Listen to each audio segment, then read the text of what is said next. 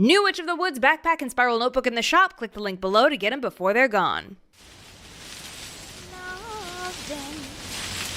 I have to have you.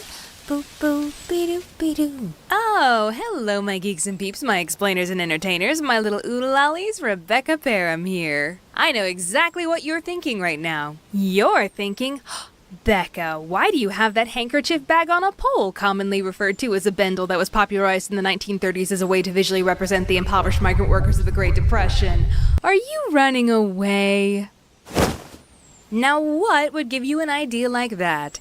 I'm just out for a picnic. However, if you care to join me, I'll tell you a story about running away.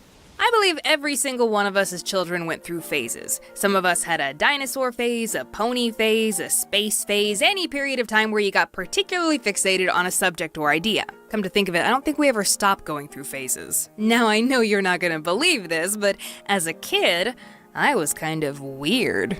Breaking news! An adult artist was weird as a kid. This and a new research study showing that YouTubers are not as energetic in real life as they are in their videos. More at 8. Alright, yes, it's no surprise to anyone that I was a weird kid. And one of the really bizarre phases I went through around the 3rd grade was this idea of running away from home. To play this game, I would tie up some things into my baby blanket, hang it from a stick over my shoulder, and pretend I was leaving home. Mostly by going into a different room. In fact, at one point, I began to lock myself in the bathroom and pretend it was my tiny little house in the woods. Heh, running away to a house in the woods. The things children come up with. Honestly though, as a kid, I never once thought of actually doing it. I was weird, not stupid. Apart from having no life experience to take care of myself, adults were generally in cahoots with each other. The grand majority of them had this belief that kids shouldn't be walking around outside by themselves or some such tyrannical nonsense. I knew I'd never get out of the neighborhood without a concerned adult picking me up and returning me to a very angry set of parents, so no, I had no intention of running away.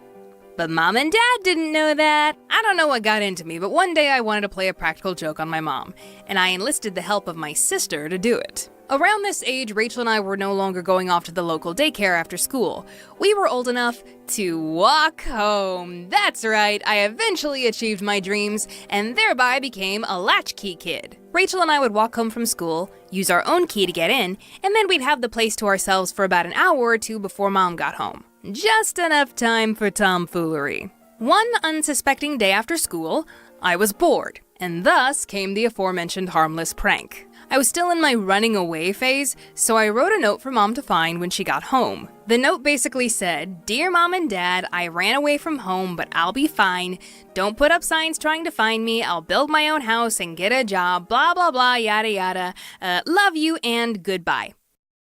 Alright, come to think of it, in retrospect, this might not have been the most harmless of pranks to play on a parent. But listen, I pitched the idea to Rachel and she was all in.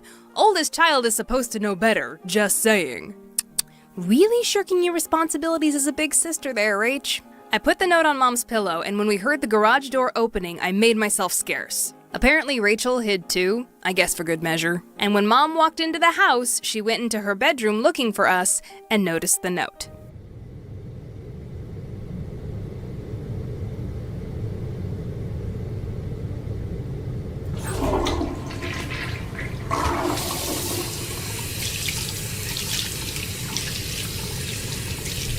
Mom, did you read the letter?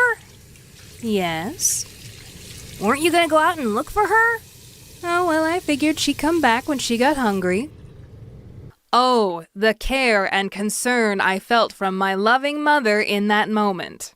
Obviously, Rachel and I were disappointed. But then Mom got an idea. An awful idea. Mama got a wonderful, awful idea. Let's get your dad. You know, parents may not always be cool, but sometimes they're pretty cool. Our prank had been given life once more, and when Dad came home, Mom met him at the door and put on her best acting chops. Oh my gosh, I found this letter on my pillow. I think Becca ran away. What? Yes, look. What did you do? Did you say something to her? No, he actually did that. He blamed my mom immediately. No, I did not. Rachel, have you seen your sister? No, she walked home ahead of me. I haven't seen her. And the Academy Award goes to these two because Dad bought it hook, line, and sinker.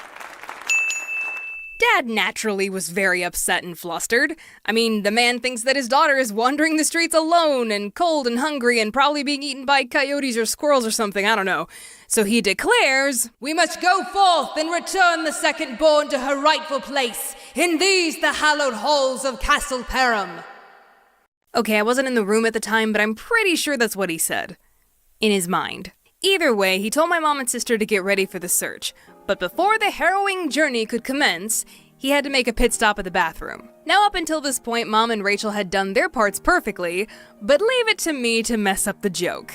The joke that was my idea.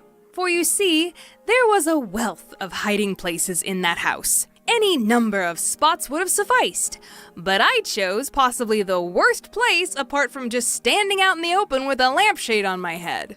I picked my mom and dad's shower that had a frosted but still very transparent glass door. So when Dad walked into the bathroom...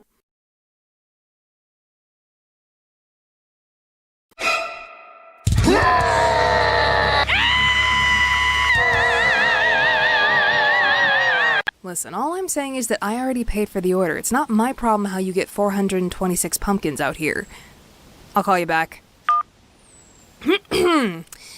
Dad found me in the shower and was rightfully upset. Probably very relieved, but very upset. Mom and Rachel soon came in laughing hysterically, further rubbing salt in Dad's wound. You all are a bunch of jerks.